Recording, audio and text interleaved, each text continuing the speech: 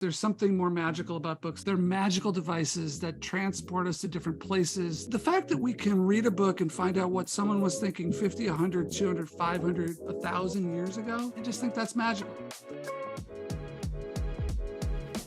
I want to build a well book. What I mean by a well book is I want a book that has a substantial enough audience that I know we can sell enough copies to make it work both for Bard and for the author, but also that there's an emotional felt need that people can connect to. I would say start today in building your own distribution for your ideas. Do not wait one more day. Hey, Chandler Bolt here, and joining me today is Todd Sattersten. Todd is the publisher and owner of Bard Press. Bard Press specializes in business and personal development titles. I got introduced to Todd through Jay Papasan, co-author of The One Thing. If you're watching on the YouTube channel, it's over Todd's left shoulder, or maybe it's not his left shoulder. Maybe it's the other one. Maybe it's flipped. I don't know. But so that's one of the authors that obviously Todd helped publish. They've got a unique author-driven model where their focus is only on publishing one book a year. Okay. He's also the co-author of a couple books. One is called The 100 Best Business Books of All Time. The other one is called Every Book is a Startup. Really just fun. We were talking about this beforehand, methodology that I wholeheartedly believe in. So just so much to unpack here. I mean, we've got a lot of different publishing experiences. Obviously, he's published some massively successful books. We'll unpack some of that. We'll talk airport bookstores. How do you get into airport bookstores? I know we got into that on the Jay Papasan episode, and if I'm remembering correctly, he said, "Hey, talk to Todd. He knows a lot more about that than I do." So we're long on questions and short on time, so we'll dive straight into it. Todd, welcome. Chandler, thanks for having me. Yeah. So, I mean, first off, why books? Like, why are books such a big part of your life, your career? I mean, you were at 1-800 CEO Read back in the day, so it's not like this is a new thing. You've been in the industry for a long time. Why books? Yeah. So 20 years officially in books, and in and around book publishing. I just, I think people who stay in book publishing as long as I have, there's just such affinity for it. Like books, there's something more magical about books than just they're magical devices that transport us to different places. The fact that we can read a book and find out what someone was thinking 50, 100, 200, 500, 1,000 years ago, I just think that's magical. And I think I believe in that effort, and I believe in continuing to publish into that scene. Yeah, I agree with that.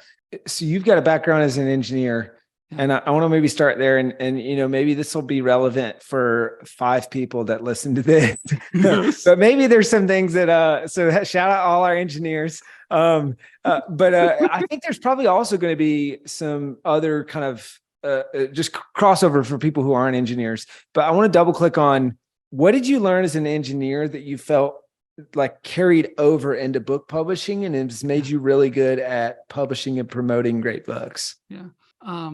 Process. The number one thing that you learn as an engineer is you learn about process, whether it's you're in school and you're learning how to solve really complicated thermodynamic equations that take 12 steps to manipulate the variables, or, I spent a decade in manufacturing before I moved into book publishing. So that's all about process. It's all about repeatability. It's all about step A, step B, step C. What's the next thing? How do you get repeatable, reproducible, quality outputs? How do I build good systems that do what we want them to do? So that's got to be the biggest thing I bring when I think about publishing. Yeah. So process, and I was telling you right before this, I texted Jay Papasan earlier today. I was like, "Hey, I'm interviewing Todd today. Like, what do I got to ask him?" And he said, that guy knows how to make what makes a bestseller. Yeah. He's done it so many times. He knows it. And so I guess maybe let's overlay these 2 questions: your process engineer brain with the process of becoming a bestseller. What is it as you see it? Yeah. So I think that's, I would start by saying, in all honesty, that it's very difficult to say that we ever start with a bestseller that we think, man, we know this thing's gonna, I think if you asked Jay or if you asked Ray, who founded Bard Press, was the one thing gonna sell 3 million copies, which is what, it was the threshold that just passed this year.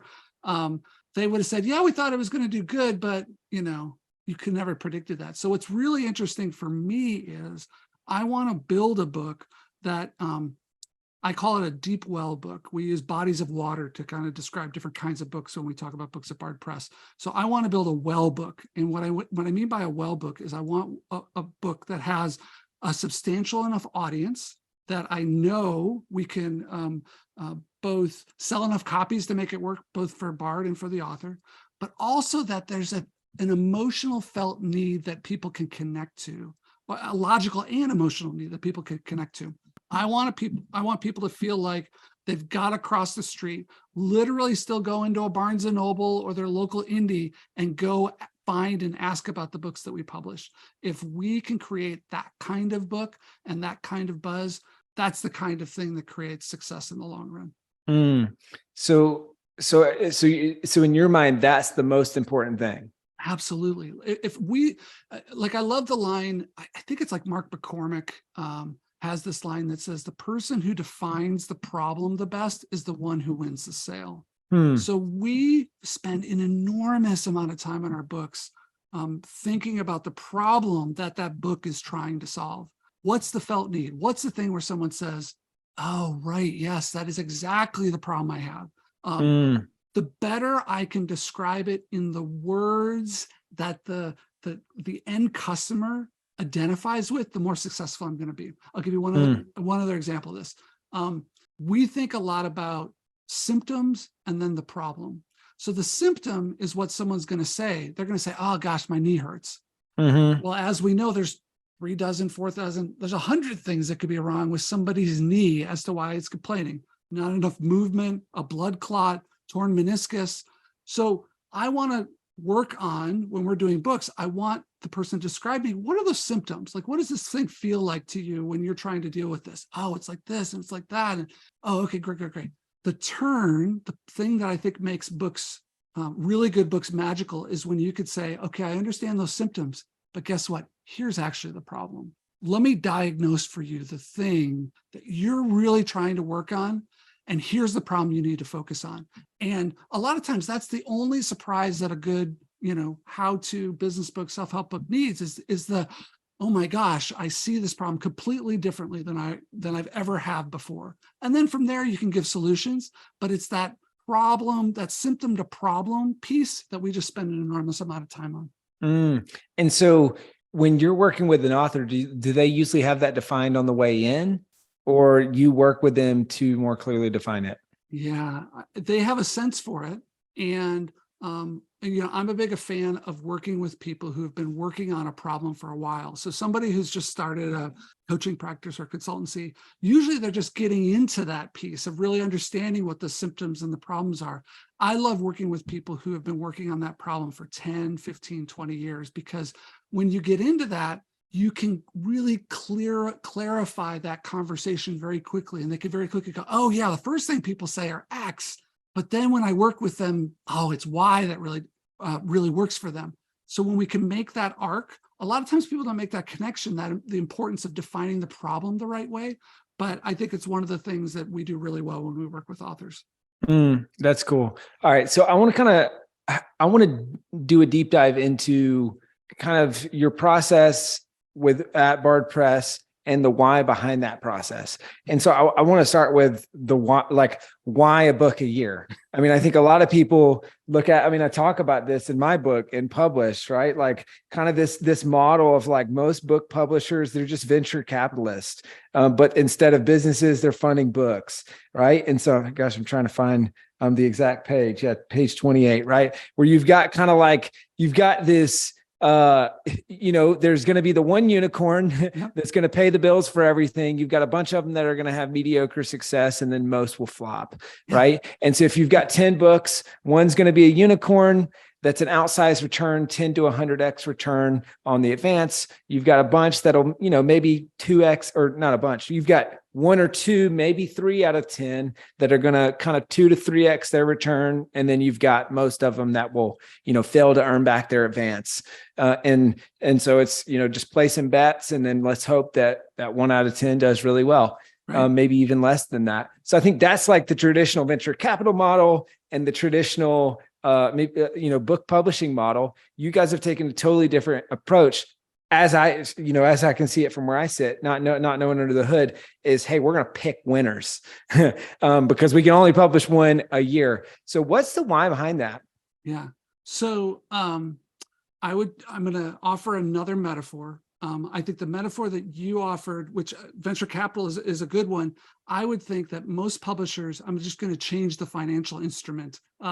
I think most publishers are mutual funds, and that their job is to invest across a variety of titles and properties like you described.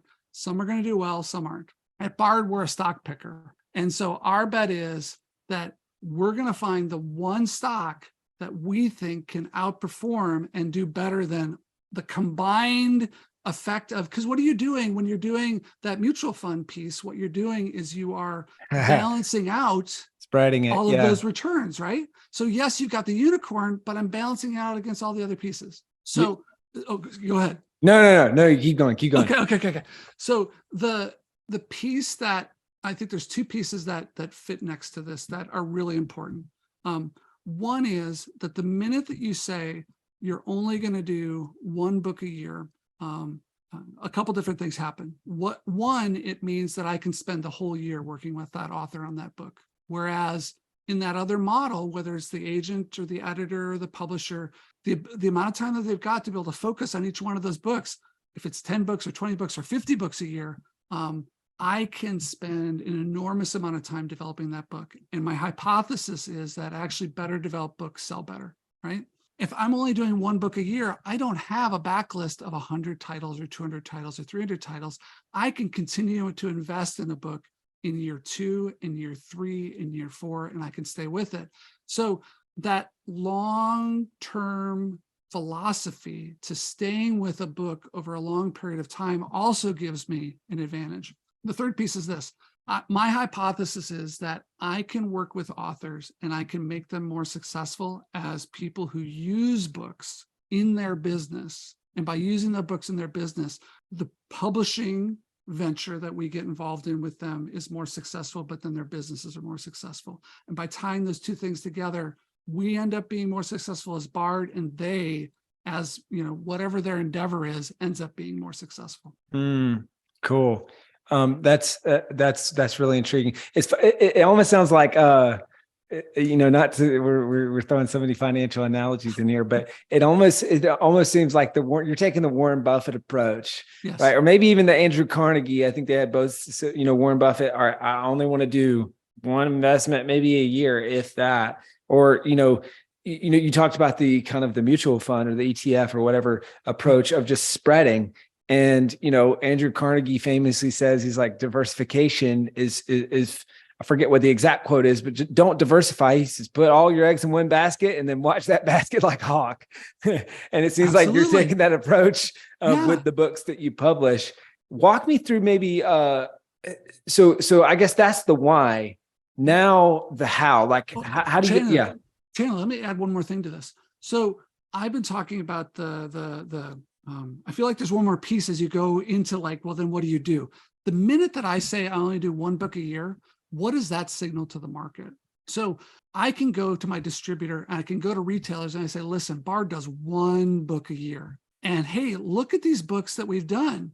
Gosh, they've done pretty well for you. They've been pretty successful. I just want you to make a bet on me once a year. Bring this book in. Let's see if we can partner together to make that book successful. And so it signals something to the author in terms of how much time I'm going to spend with them. It signals something to the market and my distribution partners and my retail partners that, man, this book is going to be an amazing book. And so that's just one other piece that I want to put next to these other things, because then as you start talking about, okay, talk to me about process, well, then it starts to make a whole bunch of additional sense. Sorry. That makes a lot of sense. I hope you're loving this episode so far. So if you're serious about writing and publishing your book, we would love to chat with you and help create a custom plan. All right. So all you need to do right now is go to selfpublishing.com/schedule. Schedule a 45-minute consultation with one of the experts on my team. All right. Let's implement what you're learning in this episode and let's see how we can help with your book. Go to selfpublishing.com/schedule.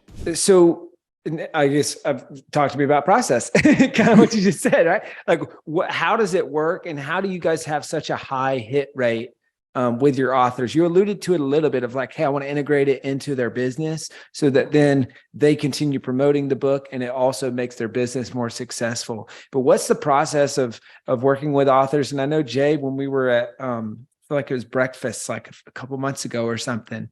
He was talking, or maybe it was on the podcast interview. I can't remember, but he's like, just the way that you guys do it makes a lot of sense, and is author friendly, and really helpful. So can you kind of walk me through how it works? Yeah. So I hope we don't put too many different metaphors into this podcast, but I think of us up front as like an architect, where there's lots of people. If you go to commercial publishing, it's like buying a spec house. You know how many rooms it's going to have, how many bathrooms, how much the book's going to cost, how much the house is going to cost.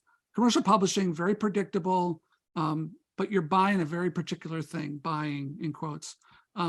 Lots of self-publishing is you're hiring a general contractor. Like you need somebody to like figure out, I need an editor and I need a designer and I need someone to help me figure out what's the best distribution path for me. Great general contractor, lots of great people out there who do that.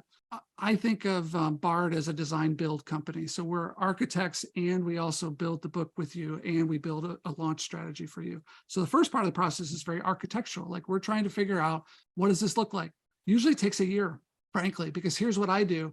When I sign with an author, the first thing I do is I become a client. I go to all their training. I go interview their clients. I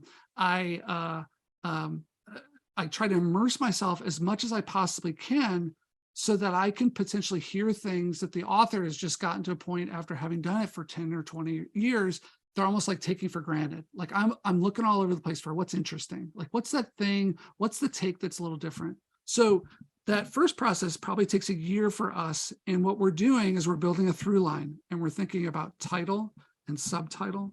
We're thinking about that book description. We're thinking about table of contents. We're thinking about what is this first chapter or 2 or 3 chapters? And we start with the title. Like I won't let an author start writing a book unless we've got the title figured out, because the title does so much to frame how people think about that book, the title and subtitle. That's the first place we start. Like I want to know, what is this thing going to be about from the start? Because if we don't know what the what is of the book, we're going to be like searching for it as we go through it.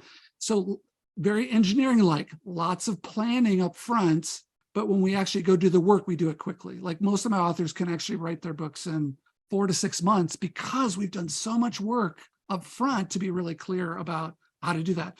And then there's a point in time where the paths sort of cross, we start thinking about launch, but the launch is usually a year-long process. What are the unique things does that individual author or their organization they're a part of, what do they bring to this? And how can I extend that through line to not just the book, but what in that through line can be extended into marketing, so that as we market the book and we're sharing the message of the book, that we use that in the marketing itself. So if I'm teaching something in the book, can I use that to be something that I'm using to teach in the marketing? That's really interesting. Huh. And the piece of I'd love to get your feedback on this, because I feel like, one of the things I've always told people is, hey, come up with your book title last.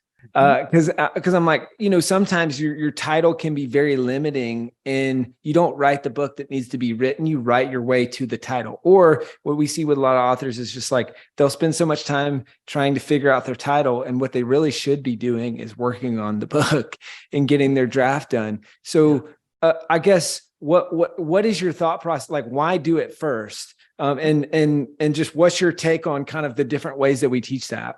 Yeah. So title and subtitle for me are super straightforward. The job of the title is to describe the book to me, but in a very particular way. it needs to be positive, and it needs to have a change function in it. So like Good to Great is the best business book title of all time, because who doesn't think they're the B+ student that wants to be the A- student? Like Jim Collins was brilliant in creating that book called Good to Great. We buy books because we want to solve a problem. We want to change something in our lives. So broadcast that from the title. Be very clear. So like, think about your book Published. It is actually a change function. It's subtle about it, but like, I wasn't, but now if I read this book, I will figure out how I will be. Right. Right. Our January, our 2023 book that just came out, that's also over my shoulder here, When Everyone Leads. That's not how people actually think about leadership. We think about leadership as authority, as there's only a few individuals who could be leaders. We're trying to change our view on what that is. And God, what happens if when everyone leads? What does that look like? What happens? So title, subtitle is the promise. What am I going to get out of reading this book? Smarter, faster, richer, sexier, like whatever the thing is, there's some right? Right. And so being super clear about the step-by-step guide to blah, blah, blah. Jay's book, it's the surprising truth about success. Whatever that thing is, we want to make a promise, a really clear promise. So here would be my argument of why I want to do those first. If I don't know what the promise is and I can't describe what the change function is, makes sense. How can I be clear about what the book is? Now, here's what happens. And we're working on the 2024 book right now, and we've gotten through the through line. The author's about 5 chapters in, and I'm like, okay, let's pause. Is everything still true? Is our title still good? Is our subtitle still good? Is the table of contents, how are we labeling things right? And we came up with a big aha this week of like, oh, you know what? We need to come up with a different term for our audience, and we need to broadcast that from the title. And so it's going to influence the subtitle. It's going to influence a little bit of the manuscript, not a ton, but there'll be enough sprinkling of that new idea in there that it's going to be able to be even clearer as we go further. Yeah, that's so great, man. It really is an engineer's approach, the engineer's approach. And I like that a lot. We're very aligned on, I feel like, a lot of those methodologies, because we always talk about the 4 Ps of a best-selling book, right? Person, pain, promise, price. Yes. Same thing you're talking about. Who's the person that you're writing it to? Someone that you actually know in your real life. What's the pain that they have that they know that they have? Yes. What's the promise that you're making with this book? And then what's the price, which is pretty straightforward depending on the type of book and format and all that stuff. So I think I love the alignment there of getting super clear on that. And then it's the hard part, which is crystallizing it into your title.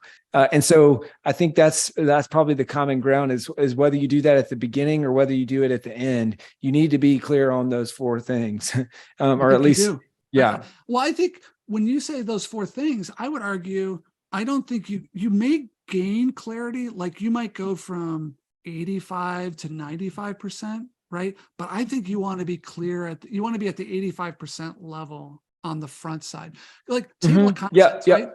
Table of contents. That's frankly, it's the most important thing before you start a book. We spend enormous amounts of time on our table of contents for 2 reasons. One, and it's not just chapters, it's subheaders in the chapter. So I want the writer, when they start writing, that author to know, okay, this is going to be about this, and then I'm going to talk about these next 3 things. It's also important because I think the table of contents can be another piece of marketing for your book. Right. You open up those table of contents and it's like all those clever chapter titles where they want to be very pithy, but you have no idea what the chapter's about. Very clear. Tell me what's in it. You're not clever. Yeah. Thank you. Yes. Yeah. So I just think all those pieces fit together, and it's like, I want to have the plan for the book. Again, maybe it's that engineering piece. Maybe you're bringing that piece out in our conversation today more than others have, that I want to do as much of that work up front, because I think it makes the work of the building actually easier, the writing. Yeah.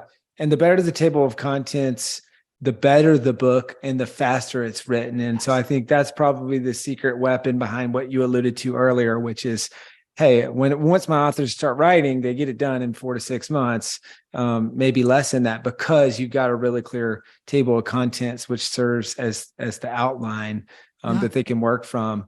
So Man, I can keep talking about a lot of this stuff for a long time. I want to go down the airport bookstores route though, because that's something I really have got some questions on for you and would love to get your take. So I guess, and Jay spoke to this some from his experience, but I would love to hear your experience. Like, I guess first off, are they worth it for authors to get into airport bookstores? It's just something that we have people ask about often with our business authors. So are they worth it? And is this something that's only available to traditionally published authors? Is it also available to self-published authors? Let's start there. Yeah. So I think there's I would say, is it worth it to business authors? I would say for the most part, the answer is yes, it is. Now, the way that you get to it, though, is a little bit unconventional. And what I mean by that is you will never sell enough books through airport and never make up the margin through book sales for what it costs for you to be there. But if you have if you've written the right book that works in the airport space, and literally, here's the thing, it's got to work on the shelf. Like that book has got to be a magnet that pulls people over to it, makes them pick it up and start reading it. So great retail presence still matters on books, even in the online space. So I say all that because it costs an enormous amount of money to be in airports. Like we're talking $10,000 to $20,000 a month, right? Think about how many books you have to sell to make up, to break even on that. You will not get anywhere near it unless you are Malcolm Gladwell or Michael Lewis, right? It's that kind of level of success of what you need to move through there. But here's the thing. If you are a business book author that is selling anything in the realm of coaching, consulting, training, and one person picks up that book and that engagement turns into a paid speaking event, a six-figure, like if you're doing this right, it should turn into a six-figure consulting event. That alone, and then the lifetime value of that relationship. Now, you've got to have a lot of that money. Like you've got to have a pretty big marketing budget for you to be in that spot. So it's not going to be through selling books that it's going to happen as a direct ROI. It's going to be, you're making a much bigger bet in relationship to your business. That makes sense. And is this something that's only available for traditionally published authors, or is it possible to even do this as a self-published author? As far as I know, you probably have to at least have some kind of distribution relationship. The main airport folks like Hudson's, which I'm sure you and everybody are familiar with, but there are 3 or 4 other chains that manage stores for other people, Stellar and Paradise and Trophy, Marshall Retail Group. There's about 5 of them out there. And it's my experience, I can't speak too much to the self-publishing side. My experience is that it's because we have a good relationship through our distributor with those folks that we're able to be in those spots when it makes sense for us. I see. So there's essentially direct distributor relationships with a person who's the buyer at Hudson's or at one of these places. And you're saying, hey, we've got this book coming out. We want to do a 2-month buy for X position. And so can you give us some good rates on that? Like that's kind of how it works. Yeah. And it's either, hey, I'm launching a book. What can you do? Okay. On table for 2 months, spine out for the 3rd month. Or it could be, hey, I'm going to be doing a business book promotion. Yes, we'd love to be there. We'd love to be featured in it. Let's figure out how to work with that. So. Got it. And so I guess if someone who is self-publishing and they want to see how it goes, they would essentially have to figure out how to get in touch with those distributors. Yeah.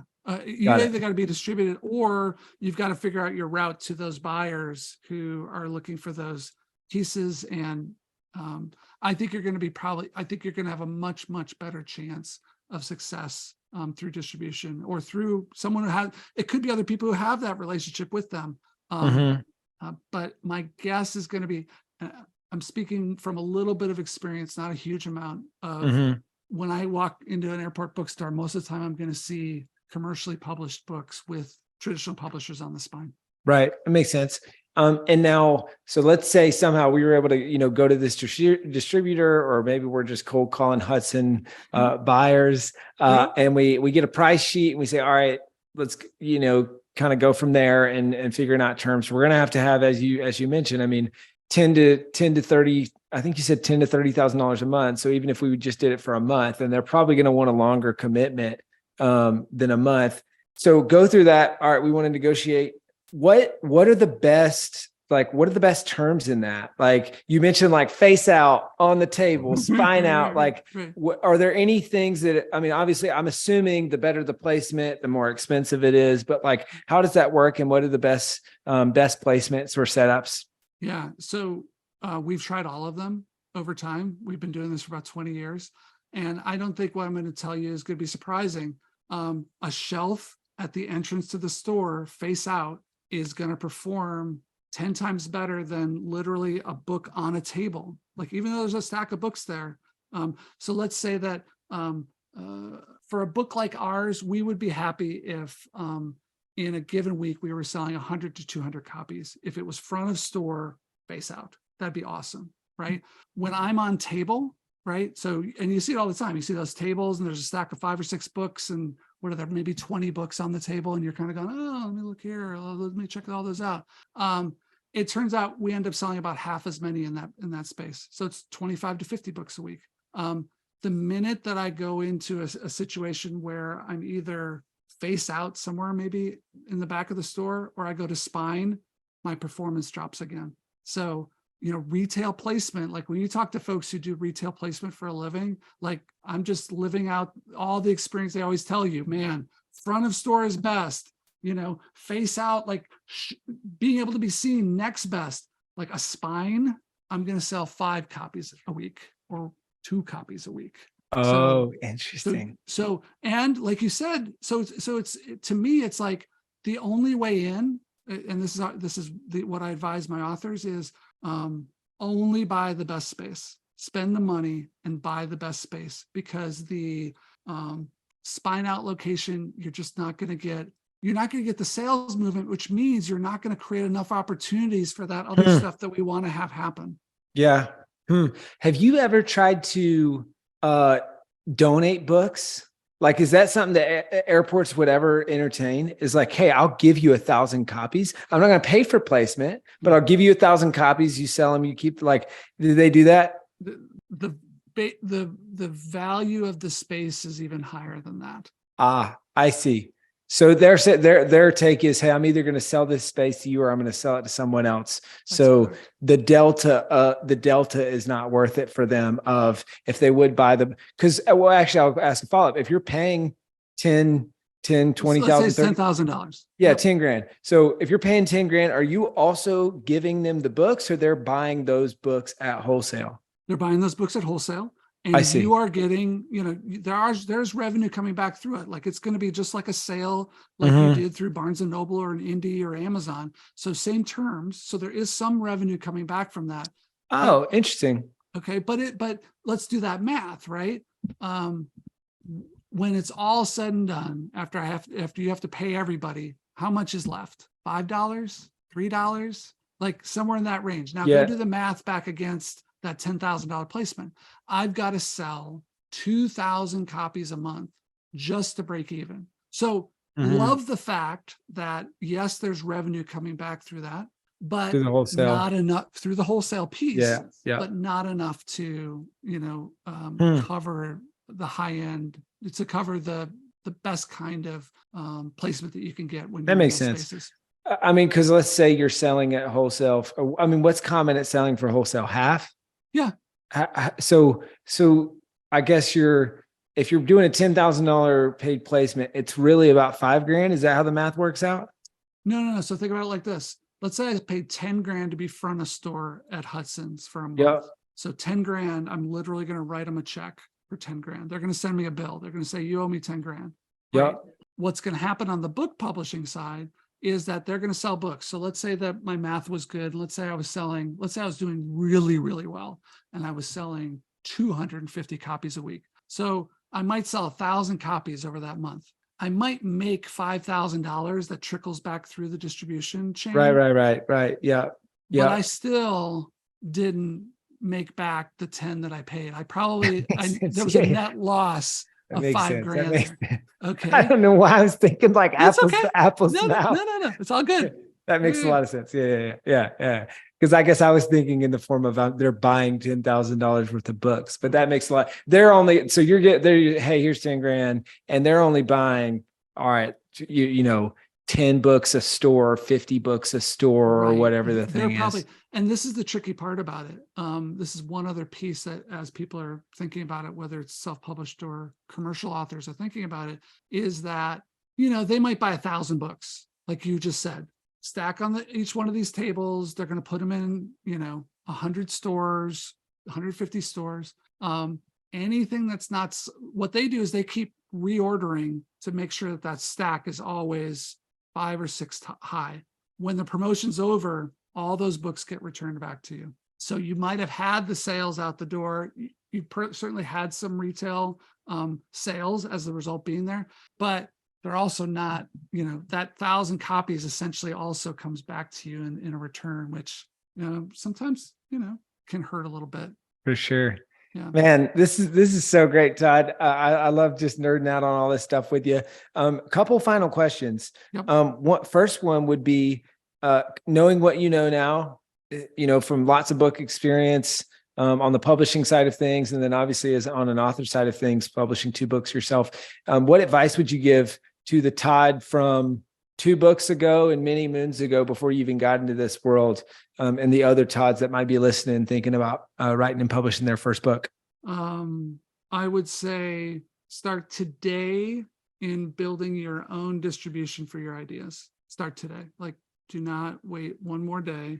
And what I mean by that is like, figure out whatever works for you.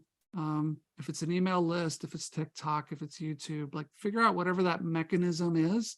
Of course, you're going to have a website that's going to be a landing site for them, but you have to start building an audience for your ideas, because frankly, that's the only way that you know whether or not you're writing into the right thing. Are you writing something that people care about? Are people saying, oh my gosh, please write more? If we go back to the whole startup metaphor, like, you know, that customers can mean a lot of different things. It could be people's attention. It could also be people's money. So I think the most important thing is start finding an audience for the work that you do today. And it's going to take a long time. It's going to take 3 years. It's going to take 5 years. It's going to take way longer than you expect. And then what I would do is I would, as a part of that arc of time, I would expose these ideas as early as and often as I can. Frankly, like, I think if you look at a book like Atomic Habits from James Clear, love the book. The book is selling at rates that have never been reached in business books in the 20 years that I've been worked in it. But if you've been following James for a long time, a lot of that material was vetted in a really, really good way on his blog in the years before that book came into the market. So do the thing that you can to both build the audience, because what do? He built the audience, then he built the book, and he built his audience way bigger than you'd expect. So that's probably, if it was one thing I was going to say, I would say do that. That's great. I like that a lot. We just did that. It's funny. It's right here on the shelf. We just did that one for our company book club, and a great book. And James was on the podcast. So if anyone wants to hear the behind the scenes of, I think maybe when he came on, he was at 3 million copies or 2 or 3 million. So if you want to see the behind the scenes of that, hear the behind the scenes of that, check out that episode. Todd, this is awesome, man. This has been a lot of fun. Where can people go to find out more about you, your books, to find out more about Bard Press? Where's the best place for people to go? The absolute best place is bardpress.com.